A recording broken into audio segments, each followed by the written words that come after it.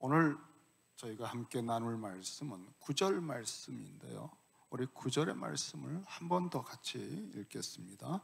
시작. 그러므로 너희는 이렇게 기도하라. 하늘에 계신 우리 아버지여, 이름이 거룩히 여김을 받으시오며. 우리 주님이 가르쳐 주신 기도를 저희들 배운다고 하지만 사실은 우리가 의지적으로 배운다고 배울 수 있는 것이 아니고 아버지에 대한 주님의 계시를 받아야 이 기도가 가능합니다. 마태복음 11장에 아주 귀한 가르침을 주셨는데, 마태복음 11장 27절에 보면 내 아버지께서 모든 것을 내게 주셨으니 아버지 외에는 아들을 아는 자가 없고 그랬습니다. 우리가 예수님을 내가 알려고 하면 알 수 있다고 생각하지만 착각입니다. 아버지 외에는 아들을 아는 자가 없습니다. 그래서 그렇게 예수님을 믿고자 해도 안 되는 이유는 우리 스스로 아들을 알 수가 없어요. 오직 아버지께서 이끌지 아니하시면 아무도 내게 올 수 없다. 그 말씀처럼 하나님이 창세전부터 택하시고 또 보이지 않는 중에 아버지의 손길이 우리를 인도하시고 우리 눈을 열어서 아들이 누구이신지 예수를 볼 때 그 영광을 보여주심으로 저희가 믿어지게 되는 겁니다. 보통 나사렛 출신의 목수에 불과한 주님을 볼 때 인간적으로 보면 절대 영광을 볼 수가 없습니다. 그런데 눈을 열어주시면 아버지가 보내신 독생자라고 하는 것이 아버지의 독생자의 영광이, 그 은혜와 진리가 충만한 것이 보여지는 겁니다. 영광이. 그래서 전심으로 믿어지는 역사가 속에서 일어나는 거예요. 자, 이렇게 정말 아들 예수님을 우리가 알고 믿는 것도 우리 힘이 아니고 마태복음 11장 27절에 그 다음 말씀은 더 우리가 주목을 해봐야 되는데, 아버지 외에는 아들을 아는 자가 없고 아들과 아들의 소원대로 계시를 받는 자 외에는 아버지를 아는 자가 없느니라. 자, 여러분, 우리가 하나님 아버지 부르고 안다고 하지만 그걸 어떻게 알게 됐는가 하면은 아들, 우리 주님, 삼위일체 가운데 제2위가 되시는 우리 예수님은 아버지를 너무나 잘 아시죠. 창세전부터. 그런데 이 아들이신 예수께서 아버지가 누구이신지를 계시를 해 주셔야 우리도 아버지를 알 수 있다는 거예요. 하나님 아버지는 영이시고 보이질 않습니다. 그러니 어떤 분인지 상상하는 것은 가능하지만 정확하게 아무도 알 수가 없습니다. 그런데 삼위일체 하나님 안에 영원전부터 아버지와 사귀고 아버지의 품속에 계시는 아들 하나님은 너무너무나 아버지를 잘 아시는 거예요. 그래서 하나님 아버지께서 아들을 보내시고 성육신하게 하시어서 우리와 이렇게 대화가 되게 하시고 그의 생애와 삶을 통해서 아버지를 계시를 해 주시도록 하셨기 때문에 예수님을 통하여 우리가 아버지를 알게 된 겁니다. 요한복음 1장 18절에 유명한 말씀이 있죠. 본래 하나님을 본 사람이 없으되, 영이시기 때문에 볼 수가 없어요. 알 수도 없고, 그래서 이 하나님에 대한 추측 때문에 수많은 우상들이 생긴 겁니다. 뭔가 신이 있는 건 같은데 그런 현상들이 곳곳에 있고, 이 어마어마한 우주와 이 세계 만물의 질서를 볼 때 신이 있는 것 같아요. 그런데 그 신이 어떤 신인지를 알 수가 없는 거예요. 이 타락한 이 생각으로, 어떤 인식의 능력으로는 알 수가 없어요. 그래서 마귀가, 거짓의 아비가 미혹을 하기 때문에 온갖 우상들에 끌려가는 것입니다. 아들이신 예수님이 정확하게 계시를 해 주셔야 아버지를 알 수가 있습니다.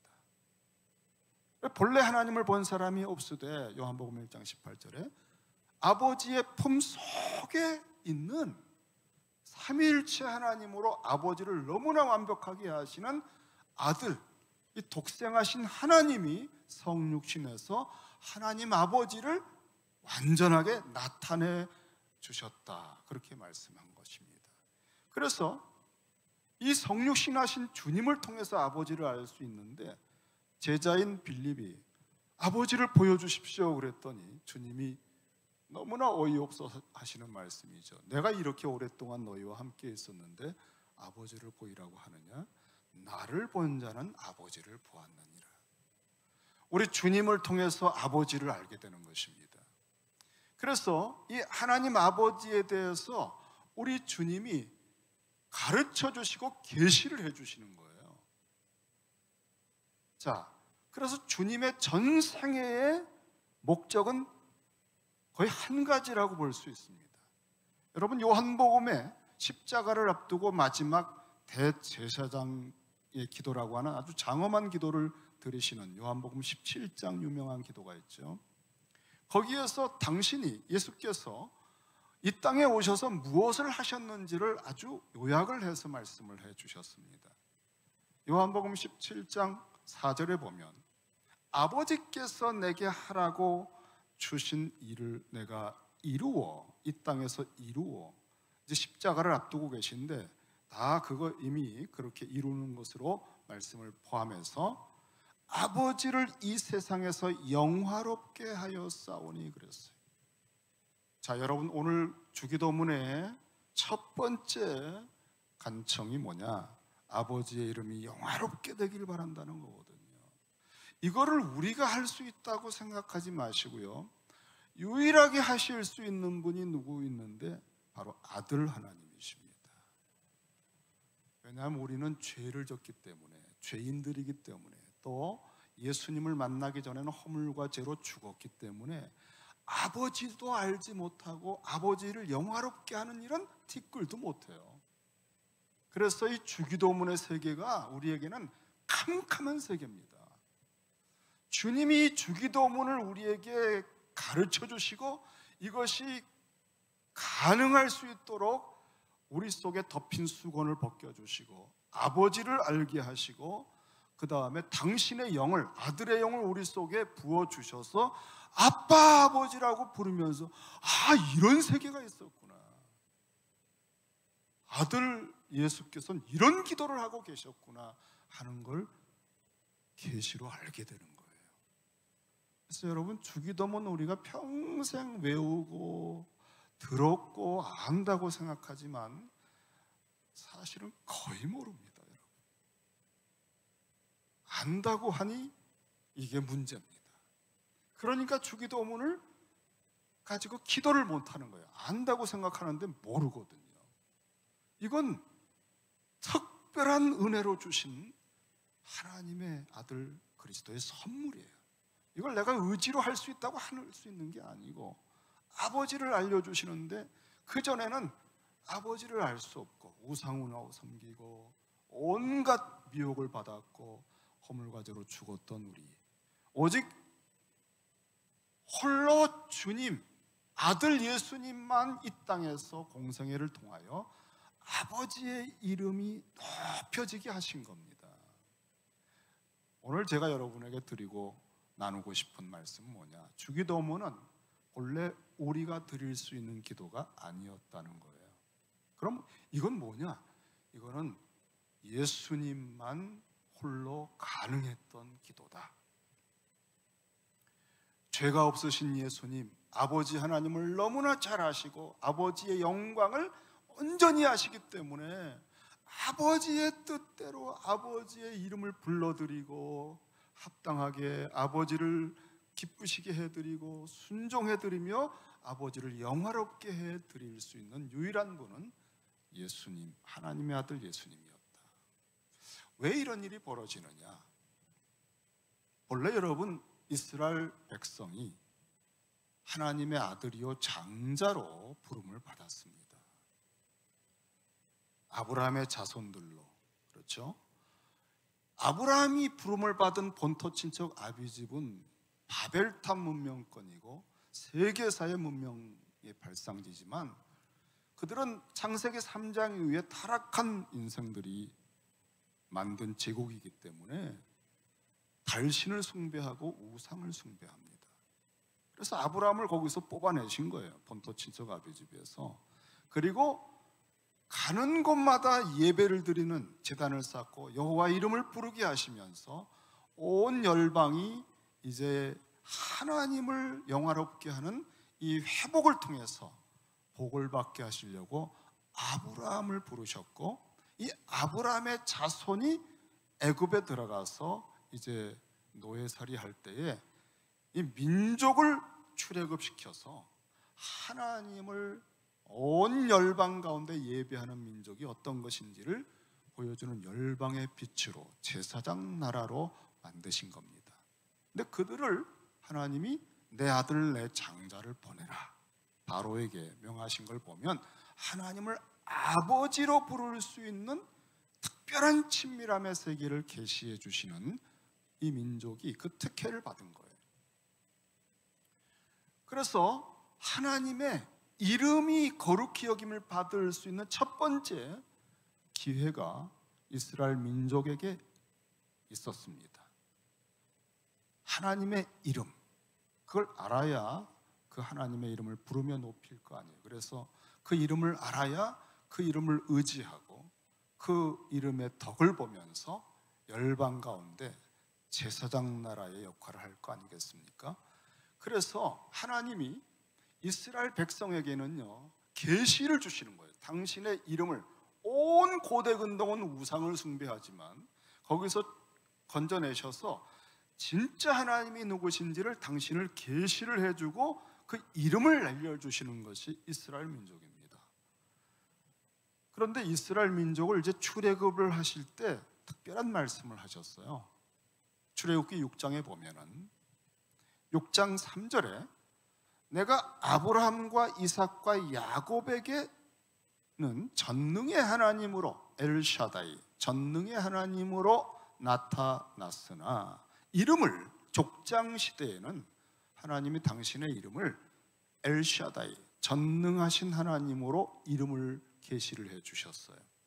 그래서 아브라함도 전능하신 하나님을 체험하면서 100세가 됐는데 아이를 낳지 못하는 사례도 90세가 됐는데 전능하신 하나님의 이름에 의해서 이삭을 낳게 된 겁니다. 그러니까 아브라함과 사라의 생애에서는요 하나님은 전능하시다, 이건 아주 정말 골수에 아로새긴 이름입니다. 하나님의 이름을 알게 된 거예요. 하나님은 진짜 전능하시구나. 우리가 하나님의 이름을 알 때 대단한 변화가 일어납니다, 여러분. 근데 아브라함 족장들에게는 엘샤다이라고 하는 이름을 계시를 해준 거예요. 그래서 아브라함이 이것을 체험하고 이삭도 이것을 수없이 아브라함에게 들었고 그다음에 야곱에게도 이 하나님에 대해서 계속 하나님의 언약을 증거하며 하나님은 엘샤다이다. 그래서 그들의 기도를 보면 계속해서 후손들에게 엘샤다이의 이름으로 축복을 해줘요. 아무리 우리가 무력하고 무능하고 늙고 부족해도 하늘의 별 같은 자손을 줄 수 있는 전능하신 하나님이다, 그 이름으로 축복을 합니다. 그 이름을 계시를 해 주셨거든요. 그런데 엘샤다이라고 하는 이름은 전능하신 하나님이라는 이름이지만 아버지라고 하는 아주 깊은 차원의 이름이 거기에는 다 담겨 있질 않습니다. 그런데 아브라함의 후손들이 애굽에 들어와서 이제 노예살이 할 때 바로에게서 건져내시면서 하시는 말씀이 뭐냐 하면은, 내가 족장들에게는, 아브라함, 이삭, 야곱에게는 엘샤다이의 이름을 계시를 해줬지만 여호와, 아버지란 이름은 계시를 해주지 않았다. 물론 아버지 여호와라고 불렀지만 그 진가를 다 몰랐어요.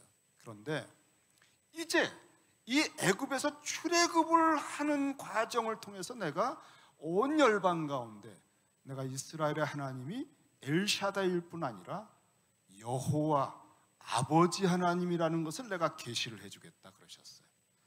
그러면서 계시를 해주는 과정이 뭐냐면, 바로가 이 노예로 여기고 놔주질 않을 때 내 아들 내 장자를 보내라. 나는 이스라엘의 아버지다. 만약에 이스라엘을 종으로 여기고 계속 놓아주지 않으면 애굽의 모든 장자를 내가 칠 것이다. 여러분, 그래서 출애굽의 과정을 통해서 이스라엘 민족은요, 하나님이 내 아버지구나, 이걸 알게 된 거예요. 나의 하나님은 나의 아버지인데 애굽의 모든 장자를 치면서까지라도 나를 아들로 여기고 자유케 해주셨구나. 나는 종이 아니라 아들이다. 이게 계시입니다, 여러분. 계시. 하나님께서 당신의 이름을 이러한 사건과 상황을 통해서 우리 뼈에 각인을 시켜주시고 소름 끼치게 가르쳐 주시는 거예요. 이런 계시를 받으면 아빠, 아버지라는 그런 놀라움. 정말 이 주기도문의 세계는 하늘에 계신 우리 아빠, 이게 여러분 억지로 되는 거 아니에요.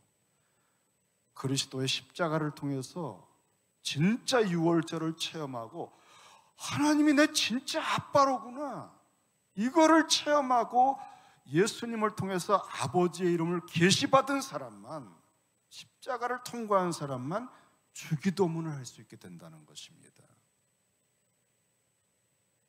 자, 그러니까 이 주기도문은 너무나 놀라운 선물이고 정말 그리스도인들만 할 수 있는 특권을 가진 기도다. 그리고 이 기도가 다시 회복되면, 부활되면 교회가 회복이 돼요. 그리고 하나님의 이름을 거룩히 여긴다는 의미에서 교회의 모든 예배가 회복돼요. 예배의 진정한 예배를 받으시는 분을 알게 된 거거든요. 그러니까 그분을, 아버지를 기쁘시게 해드리는 자세가 됐기 때문에 모든 게 바뀝니다. 태도가, 하나님과의 관계가 바뀌고 기도의 중심이 바뀌고 성령의 역사가 나타나기 시작하고, 그러니까 정말 우리 시대에 뭔가 첫 단추를 잘못 꿰고 있기 때문에 나머지가 다 삐뚤빼뚤 우선순위를 잃어버리고 이렇게 코로나 팬데믹만 오면 휘청거리고 다 까부러지고 교회가 무너지는 거예요. 하나님의 이름이 우리에게 계시가 됐습니다. 아들과 아들의 소원대로 계시를 받는 자 외에는 모르는 아버지란 이름을, 우리 주님이 알고 있는 그 이름을 바로 우리에게 가르쳐 주신 거예요. 계시를 해 주신 거예요. 그래서 주님은 이 땅에서 다른 거 한 거 아닙니다. 주님은 마지막 요한복음 17장 이 십자가를 앞두고 드리는 기도에서 총정리를 하셨어요.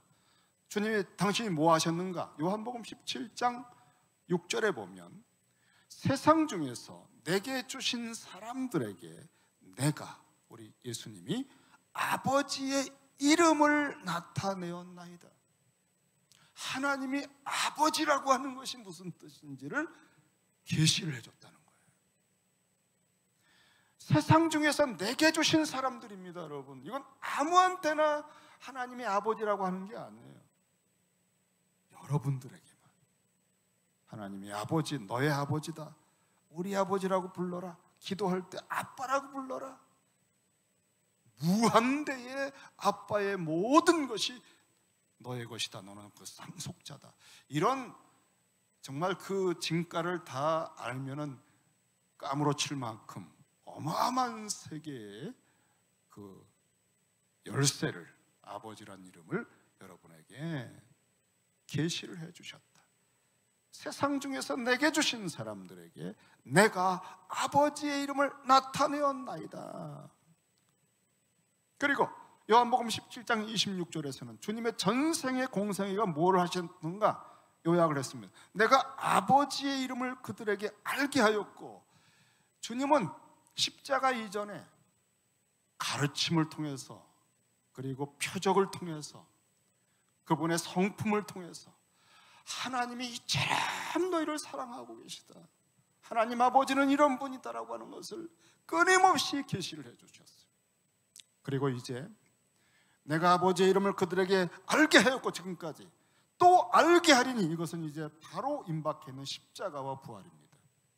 십자가와 부활을 통하여 하나님은 거룩하신 하나님이다. 그 하나님은 이렇게 죄인들에 대해서 정령 죽을 수밖에 없는 진노를 내리시는 공의로우신 아버지다. 주님이 죄인의 자리에 섰을 때 무서운 진노를 받았어요, 십자가에서. 이걸 통해 하나님의 공의가 얼마나 서슬프른지를 나타내 주신 겁니다. 당신의 독생자인데도 죄인의 자리에 서니까 그렇게 가차없는, 이 잔을 피할 수가 없는 그런 공의의 아버지로구나. 그런데 죽을 수밖에 없는 죄인들을 이 아들이 대신 그것을 당하고 우리를 용서하여 살려주시는 사랑의 아버지시구나. 하나님의 사랑이 이처럼 나를 사랑하셨구나. 그러니까 십자가와 부활을 통해서 아버지의 이름이 계시가 된 거예요. 그리고 죽어서 이제는 끝난 줄 알았는데 부활시키시는 전능하신 아버지, 우리 아빠는 전능하신 분이에요.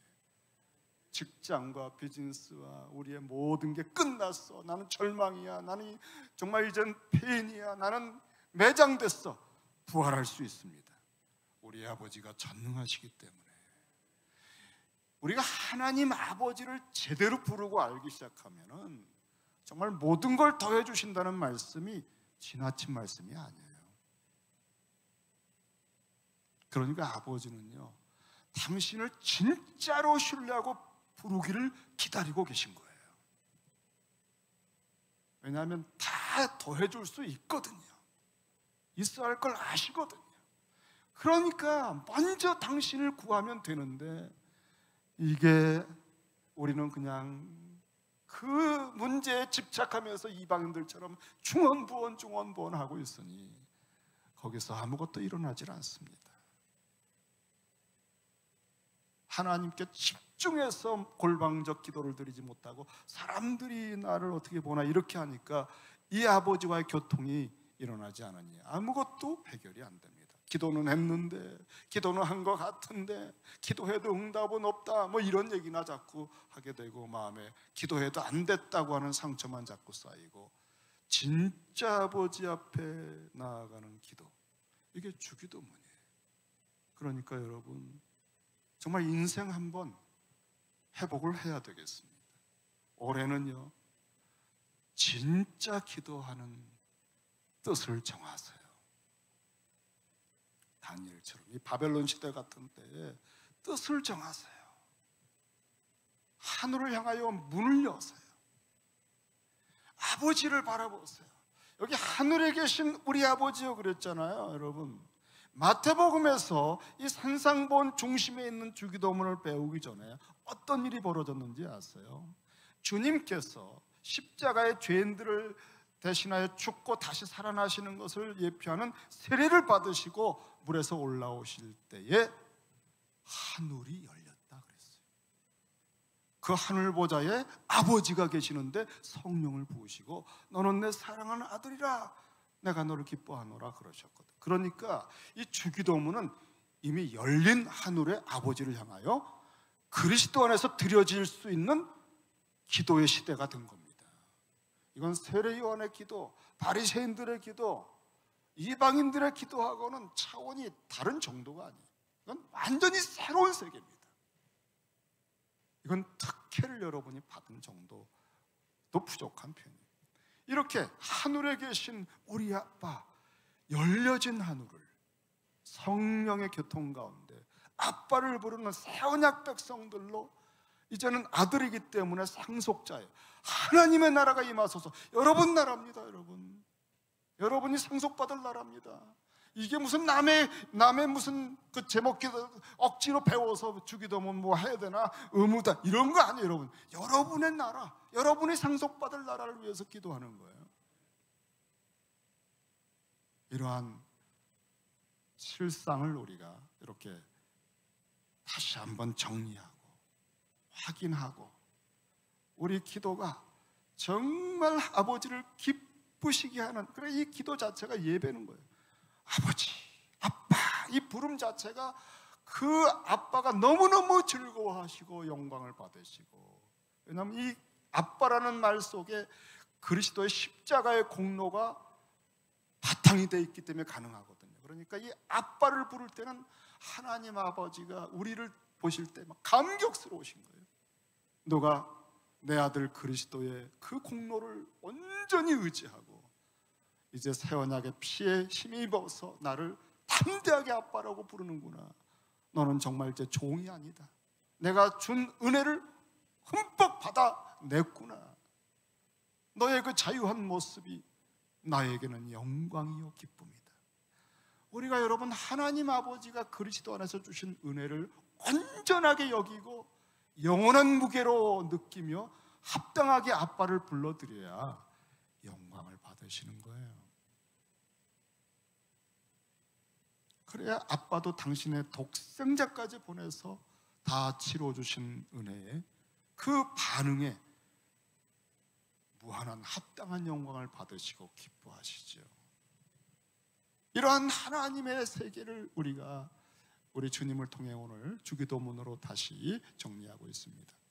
성경에서 하나님의 이름이라는 말이 자꾸 나올 때마다 여러분 뭔가 정리가 안 된 그런 이름이라 그게 뭘까 할 때, 이건 지금까지 말씀드린 것처럼 하나님이 당신을 드러내시는, 당신이 누구인가를 계시해 주신 것이 나타난 것이 이름입니다. 그러니까 이름은 하나님이 엘샤다이라고 계시해 주시고 전능한 능력을 나타낼 때 그 이름을 알게 된 거고요. 다음에 출애굽을 통해 내 아들 내 장자 하고 아버지 되심을 나타내 주실 때 여호와라고 하는 이름을 우리에게 가르쳐 주신 거예요. 그러니까 이름이라고 하는 것은 사실은 하나님의 전체를 다 표현하지 못할 수도 있어요. 우리가 알아볼 만큼 우리는 하나님을 영원히 세세토록 다 모릅니다. 무한하신 분이거든요. 다만 우리에게 알려주신 만큼을 아는 거예요. 우리에게 계시해 주신 만큼, 당신의 이름을 알려주신 만큼을 우리는 아는 것입니다. 여호와 라파, 치료해 주실 때 그걸 아는 거예요. 그러니까 우리는 성경에서 계시해 주신 하나님의 이름을 쫙 모아가지고 그 이름을 하나하나 묵상해 볼 만한 가치가 있어요. 그보다 더 무한하신 하나님이시지만 우리에게 그 이름만큼은 절실하게 필요한 것이고, 가르쳐 주시고 알게 해 주시고 그 이름의 영광을 보게 해 주셨기 때문에 합당한 영광을 돌릴 필요가 있습니다. 근데 그 이름 중에서 최고의 깊은 차원에 계시는 예수께서 아버지라고 가르쳐 주신 이름입니다. 하나님이 너희 아빠다. 이거는 계시 중에 절정이에요. 그러니 우리는 이렇게 최고의 하나님의 아빠 되심을 알고 그리스도 안에서 기도할 수 있게 되었다. 그래서 이제 이 주기도문에 하나님의 이름을 알고 영화롭게 해드리는 것은 사람이 할 수 있는 게 아니었구나. 사람은 본래 출애굽을 시켜서 가나안 땅에 드러났지만 또다시 우상을 섬기고 또다시 하나님을 떠나가지고 바벨론 포로로 끌려갔잖아요. 여러분, 바벨론 포로로 끌려갔을 때 하나님은 정말 인간적으로 억장이 무너졌습니다. 이 자식을 통하여, 이 아들을 통하여 온 열방에 빛을 발하고 당신의 이름을 증거하기를 바랬는데 웬걸요, 당신의 이름을 욕되게 하고 우상들을 기웃거리고 그렇게 불의를 행하면서 아버지의 이름을 먹칠을 했고, 이제는 포로로 심판받아 끌려갔을 때 어떤 일이 벌어졌느냐, 정말 바닥을 쳤습니다. 하나님의 이름이. 그래서 에스겔 36장에 보면 이제 19절에 볼 때 이스라엘 민족이 심판을 받아 포로로 끌려간 결과 그들을 그 행위대로 심판하여 각국에 흩으며 여러 나라에 해쳤더니, 출애굽한 백성이 타락해서 심판받아서 포로로 끌려갔습니다. 그랬더니 에스겔 36장 20절에 그들이 이른바 그 여러 나라에서 내 거룩한 이름이 그들로, 이스라엘 사람들 때문에 말미암아 더러워졌나니, 곧 사람들이 그들을 가리켜 이르기를 이들은 여호와의 백성이라도 그 하나님 아버지의 백성들이라면서, 그런데 여호와의 땅에서 떠난 자라 하였습니다.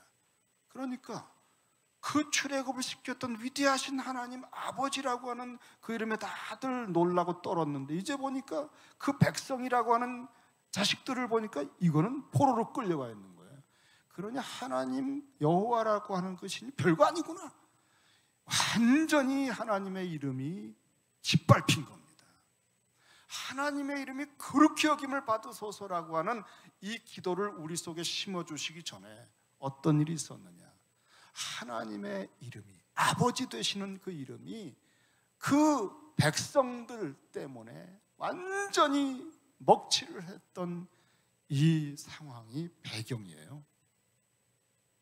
에덴에서부터 그런 일이 있었고, 이제 다시 아브라함으로부터 시작했던 이 백성, 출애굽을 시켜 이렇게 은혜를 베풀었건만 또 아버지의 이름을 먹칠을 한 겁니다. 그래서 이제는 스스로 하나님 아버지의 이름을 회복할 수 없는 사람들이에요, 그들은. 그래서 어떻게 말씀하셨는가? 에스겔 36장 21절 이하에 보면, 그러나 이스라엘 족속에 들어간 그 여러 나라에서 더럽힌 내 거룩한 이름을 내가 아꼈노라. 하나님은 당신의 이름을 아끼셔요. 당신의 짓밟힌 이름의 명예를 회복하기를 원하셔요. 근데 아무도 해줄 수가 없어요. 왜? 그렇게 공을 쏟아서 키워주고 세워준 이스라엘이 그 모양이 됐으니, 이제 누가 아버지의 이름을 제대로 알고 당신의 흡족한 마음을 채워줄 만큼 영광을 돌리겠습니까? 아무도 없습니다, 여러분. 온 세상에 모두 타락한 죄인들입니다. 그러니 하나님이 그 당신의 이름의 영광을 드러내셔야겠는데, 회복을 해야 되겠는데, 이걸 어떻게 하죠? 22절에 그러므로 너는 이스라엘 족속에게 이르기를 주 여호와께서 이같이 말씀하시기를 이스라엘 족속아, 내가 이렇게 행함은, 이 에스겔 36장의 문맥은요, 이 포로로 된 이스라엘 백성들을 여호와께서 다시 세컨드 엑소더스, 다시 건져내시고 새 언약을 줘서 완전히 회복시켜서 영화롭게 해주겠다는 겁니다. 이게 어떤 건지 아시죠? 그들 스스로는 도저히 할 수 없는데 아버지가 어떤 일을 행해서 이들을 다시 건져주시고 당신의 아들답게 돌아온 탕자를 다시 이 팔찌를 끼워주고 옷을 입혀주고 잔치를 벌여주듯이, 그래가지고 어떤 일이 벌어집니까? 그러면 그 아들 영광이 나타나는 게 아니에요. 야, 저 집에 저 아버지는 참 귀한 분이다. 저런 아버지는 천하에 없다. 아버지의 이름의 영광이 다시 일어나는 겁니다. 그래서 여러분, 바벨론 포로에서 건져주시는 사건은요, 하나님이 친히 당신의 이름을 회복하기 위해서 행하신 은혜의 사건입니다. 이걸 착각하면 안 됩니다. 내가 이렇게 행함은 너희를 위함이 아니요, 너희가 잘나서도 아니고 내 이름 때문이다, 이거예요. 이렇게 행함은 너희를 위함이 아니요, 너희가 들어간 그 여러 나라에서 더럽힌 나의 거룩한 이름을 위함이라. 다시 말하면 하나님의 이름을 다시 거룩히 여겨지게 하는 일은 인간들이 할 수가 없고요, 하나님께서 친히 하셔요. 그런데 여러분, 구약에서 하나님이 친히 하시겠다고 하신 일은 어떤 방법으로 하시는가 하면은, 신약에 오면은 당신의 아들 하나님을 보내서 하십니다. 그러니까 하나님이 친히 행하시는데 사람은 없거든요. 모두 죄인들이라. 근데 사람의 모습으로 성육신하여 죄가 없으신 아들 하나님이 하시기 때문에 하나님이 친히 하시는 거예요. 그래서 예수님이 오셔서 홀로 내가 아버지의 이름을 저들에게 나타냈으며 아버지의 이름을 영화롭게 해드렸습니다. 이제 또 십자가를 통해서 하나님은 얼마나 전능하시고 사랑이 있으시며 지혜로우시며 선하신가를 제가 이제 또 드러내겠습니다.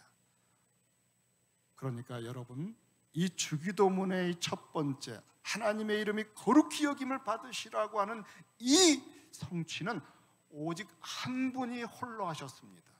예수께서.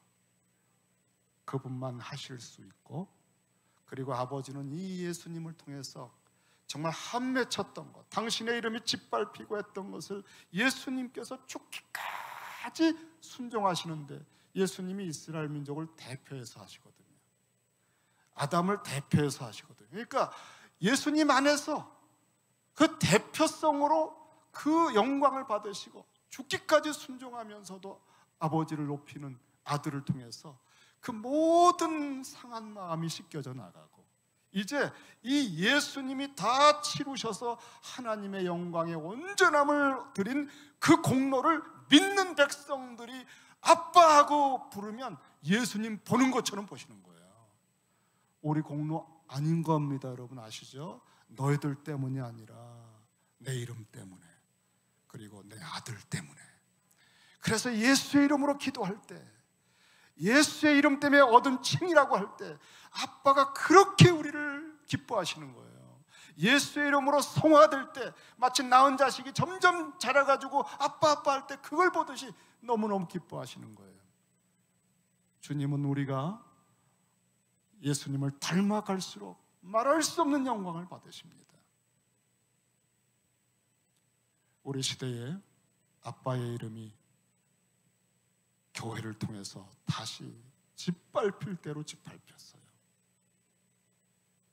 우리가 어떻게 이 하나님의 이름의 영광을 회복할고, 그 예배가 회복될고, 진짜 예배, 아버지를 이름이 거룩히 여김되세요 라고 하는 중심으로부터 나오는 진정한 아빠를 불러드리는 사람들이 어떻게 회복될고, 그런 예배가 어떻게 회복될고, 아들 예수께서 다 치러 놓으신 이 충족한 은혜의 깊은 세계를 들어가야 돼요.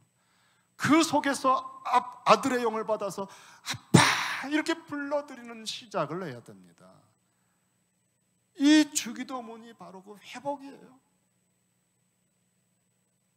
이 주기도문이 아니면 다 바리새인들처럼 아빠도 불렀다 사람도 받다가 이 두 마음으로 항상 외식하는 기도를 하는 거예요. 그리고 늘 무엇을 먹을까 마실까 염려하며 이방인들처럼 집착하며 중언부언하는 기도, 그런 기도 제목만 하다가 또 거기에 응답되는 거 싶으면 기도가 뚝 끊기고, 그러니까 우선순위도 없고 평생 그렇게 기도하다가 성화도 안 되고 하나님 영광도 올려드리지 못한 채 그렇게 업앤다운 하다가 임종하는 대부분의 신앙생활, 이민교회, 한국교회, 우리들, 이게 여러분 아버지께서 얼마나 탄식하고 계신지 아시겠죠? 정말 온 세상의 빛과 소금으로 영광을, 우리의 행실을 통해 아버지가 영광을 받으셔야 되는데 그런 거 하나도 없는, 이걸 알고 나면 정말 애통하는 마음이, 산상수훈의 마음이 생깁니다. 의에 줄이고 목마른 마음, 애통하는 마음이 자꾸 생겨요. 자, 이런 의미에서 이 주기도문은 예수께서 홀로 다 이루셨다, 그리고 당신이 다 이루신 죄를 용서해 주시고 아버지와의 관계 새 언약으로 다시 문을 열어주시고 해서 이제 우리가 새 출발을 한 겁니다. 여러분 거듭나가지고 이제부터 너희 다시 아빠를 불러라. 구약의 이스라엘 백성들은 그렇게 하라고 해서 스스로 못했기 때문에 이제 그 옛 언약은 율법주의로 못한다는 걸 알게 된 거예요. 그래서 이제는 우리가 부족하든 잘하든 못하든 상관없어요. 다 치러 놓으신 주님의 공로를 받아서 어떠한 일이 있어도 끊어지지 않습니다, 여러분. 이게 구원의 하나님의 지혜의 극치예요. 이 사실을 받아들이지 못하면 어리석은 짓을 하는 거예요. 왜냐하면 또 수백 년의 검증을 또 하겠다는 거거든요. 그것처럼 교만한 게 없어요. 주님 안에서 다 치러 놓으신 것을 은혜로 받고 그 다음에 그 은혜를 디디고 아빠를 다시 부르는 거예요. 아빠의 사랑은 그 무엇으로도 끊을 수 없습니다. 새 언약은요, 영원한 구원입니다. 거기서부터 우리는 다시 회개할 수 있고 다시 일어설 수 있고, 그래서 하나님 아버지의 무궁한 사랑 속에서 자유한 아들로 계속 자라가는 거예요. 부족해도 괜찮아요. 실패했던 거 괜찮아요. 그리스도의 십자가의 공로가 얼마나 깊은지 몰라요. 그래서 우리에게 하나님 아버지의 그 이름의 무한한 깊은 세계를 평생 알아가며 세세토록 찬양을 드릴 것을 우리가 배워가는 것입니다. 이 주기도문이 올해 여러분 정말 회복되면 기대가 됩니다. 여러분 얼굴이 다 그리스도처럼 될 거거든요. 자, 오늘 중요한 저희들 말씀 나눴습니다. 다시 말하면 이 기도는 본래 우리가 티끌도 할 수 없었다. 우린 허물과제로 죽었던 인생들이고 우리 속엔 탐욕과 자기중심이 너무나 가득해서 결코 주기도문의 우선순위의 기도 아빠를 부르는 것도 불가능한 인생들이었다. 그런데 거듭났어도 이 기도 배운 적 없고 가르침 받은 적 없어가지고 밤낮 자기중심으로 뺀다운하면서 그렇게 헛된 기도 생활했다. 그런데 여러분 올해는 우리가 팬데믹 때문에 정신 차렸습니다. 저는 이게 너무나 감사해요. 이거 이런 말 하면 안 되지만 코로나가 여러분 우리 살렸어요. 제정신 나왔어요. 그래서 이제부터 교회는 어려움 속에서 오히려 하나님께 영광을 돌릴 수 있는 이런 놀라운 반전의 역사가 일어나고요, 아주 힘든데 부흥이 일어나는 거예요. 이게 하나님의 역사입니다. 하나님은요 바로 여기서 영광을 받으셔요. 여러분이 그 증인들이고 베들레헴 교회가 그 실마리 시작을 한번 해보는 겁니다. 올해 여러분 베들레헴 교회가요 시작하는 거예요. 이 시작을 잘 하시면요 정말 한번 들어 쓰실 거예요. 그래서 두 번째 단계로 오늘 요 말씀 조금 더 드리고 마무리하십시오. 두 번째는 뭐냐면 이렇게 주님이 다 치러 놓으신 아버지와의 관계를 열어주시고 아빠라고 부를 수 있게 이 죄를 다 씻어주시고 새 언약으로 끊을 수 없는 관계로 맺어주시고, 그 다음에 당신의 영을 직접 부어서 아들의 영으로 아빠 아버지라 우리 영과 더불어 기도하는 세계가 뚫렸습니다. 그리고 이렇게 기도하라고 조목조목 가르쳐 주셨어요. 자, 그러니까 이제는 무엇이 남았습니까? 우리가 주님이 하시던 세계를 이제 본받아서 성화가 가능한 거예요. 우리 주님이 우리를 대표해서 이렇게 이루어 놓으셨기 때문에 이제는 예수의 이름 안에서 그리스도 안에서 이 아빠의 세계를 이제 우리가 누릴 수 있게 된 거예요.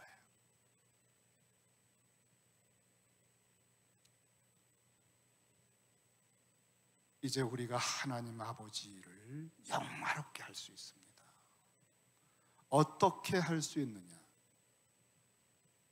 우리가 하나님 아빠를 알게 되고 당신도 알게 되고 또 저분도 알게 되고 우리 예수를 믿은 사람들이 하나님 아버지의 아빠 이름을 부르는데 그들을 주님이 이렇게 하나님의 섭리 가운데 그룹으로 묶어주세요.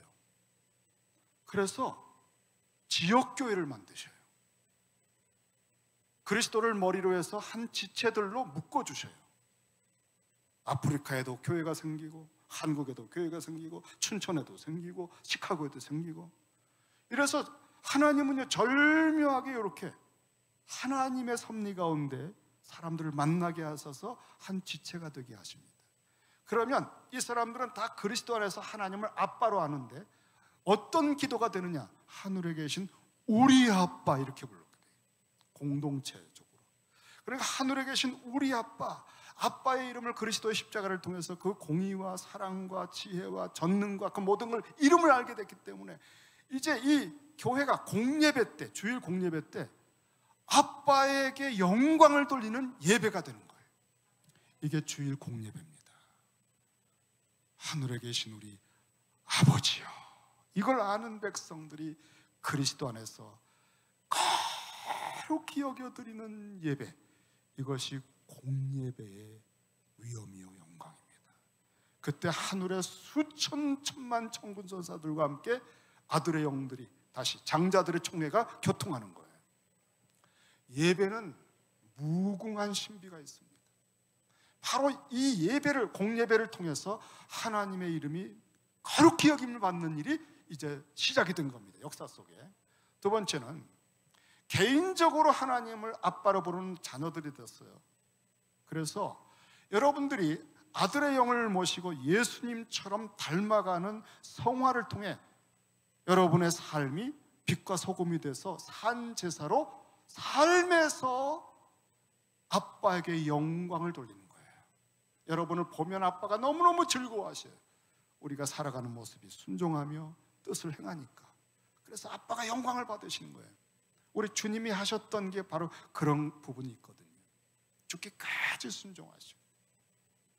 세 번째는 이렇게 아빠의 이름을 알게 되고 아빠와 교통하게 된 게 그리스도의 십자가와 부활의 죄사함과 그 영을 받아서 되는 복음을 통해서 됐어요. 우리가.